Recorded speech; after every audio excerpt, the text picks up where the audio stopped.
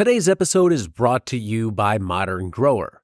Modern Grower is your source for time and labor-saving farm tools, such as the Paper Pot Transplanter, Quick Click Seeder, and the Jang Direct Seeder.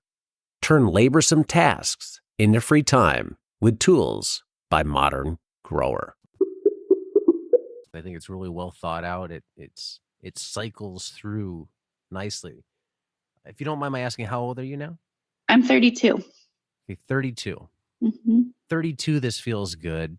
If you want to do this for the next 20 years, let's assume you do. Do you think this all works? The farm model, the financial model? Like, can this get you to, quote, retirement, the end? Many people listening to this, many people who want to get into small scale farming are relatively young. They're my age, which is almost 40 and younger. And there's some amount of income that can work now. When you're 20, you can get by with not a whole lot. But as you get older, really those needs go up. Maybe because you have kids, maybe because eventually you want to stop working and relax a little bit and have some money for savings. And I don't think there's very much thought going into as industry as a whole, being small scale farming, of what does the future look like, long-term future, like my future when I'm 50 plus. Am I still doing this? What does that look like? How does that mean I'm tractor-based or tool-based or labor-based?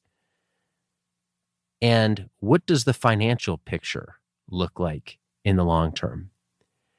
Because so much of farming is go, go, go, go, go now. And it's stressful now. That's where you focus. You focus on the pain point, which is the immediacy of the situation. And I really worry that not enough people are looking way ahead and saying, okay, how does this year play a part of a year, 20 years from now? Like, it needs to make a contribution then, now. How does it? Maybe it's not, okay, we put a bunch of money in the bank for that. And maybe we're just saying we're going to grow the business and then we're going to sell it, or we're going to have all employees run it. But this general concept of 32 to 52, what do you think about that? How are you guys approaching that? We are thinking long term. We do a couple of different things. Something that I think a lot about how things are going to change once we have kids, if we have kids. And so I sort of see myself as transitioning out of the field at a certain point. I'm also extremely injury prone, and I just have this feeling that my body isn't going to last as long as everybody else's. So I want to pay attention to that and recognize that our employees are probably going to stay the same younger age, and I'm just going to get older. So I am thinking about, we're trying to focus a lot on what that number continues to be of how much money do we need to make to thrive. And that number is going to go up, and we're going to need to keep pace with that. So I'm trying to be very realistic about that and say, okay, if at a certain point our farm can't keep up with that number, that means that probably I am going to take in some work from off the farm. And do I feel okay about that? What kind of work is that going to look like? What kind of work would I still feel fulfilled in, but connected to the farm? And how is that going to look with our employees? So we think about that piece of what if the farm can't provide.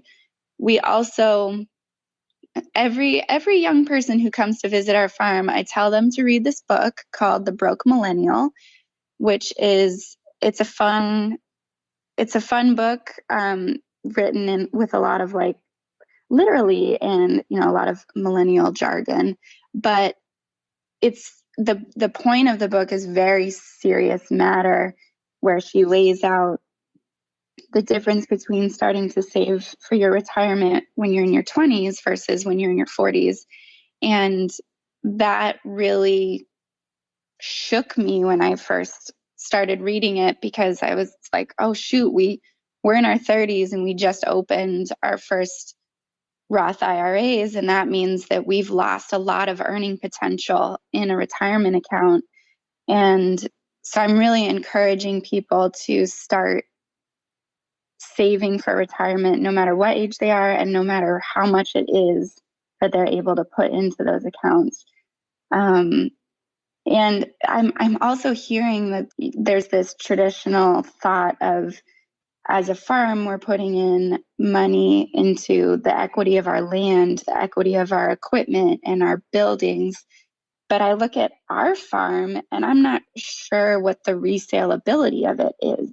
I'm not sure this building that we've built to work and live in is very specific to our operation. And could I resell this piece of land and keep it as a farm? Would somebody, it's really built to our personalities. And can we find somebody who would want to buy this business? I don't really know.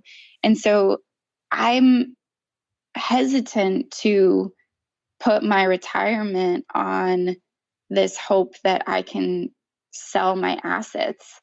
I'm not sure that I will be able to in the way that I would want to. So I'm trying to look at this business as a traditional business and not necessarily what has traditionally been a farm business. And I'm trying to think about retirement plans for my employees.